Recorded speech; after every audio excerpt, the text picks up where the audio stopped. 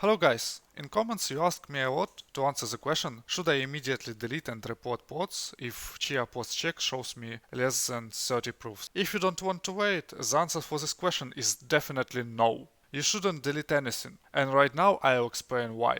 Chia pods check command refers us to check pods function. The most interesting part of this function is this cycle that has amount of iterations as much as amount of challenges we want to test. By default is 30. The test challenge generates based just on the number of try and nothing else. It means that whatever pod you are trying to test, the first test challenge hash will be 1480 and so on. The second will be 4C59C and so on. Let's move deeply. The function that shows us how many proofs in pods do we have is get quantities for challenge. This is C++ function, and the most interesting part here is the get p7 entries function. Here we are cropping challenge hash and transform it to the integer value through bits representation. After we got integer value, we are looking it into table 7.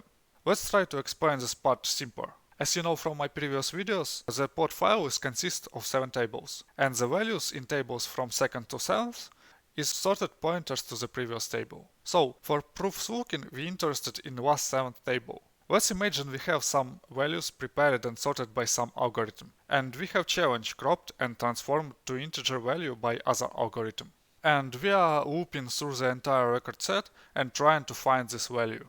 The point is the table can contain one exact value, or it can contain 2 or 3 same values that refers to different x values, or even it can contain 0 matching values. Alright, so for example we got the 0 from the first try, 2 from the second try, 1 from third try, and so on. In result, we'll get number something around trial numbers. If your proof amount much less than number of trials, just run pods check again with a bigger amount of tries. By probability theory, more tries you have, more close result to 1. And most important thing, I want to pay your attention that your challenge hashes will always produce different amount of proofs.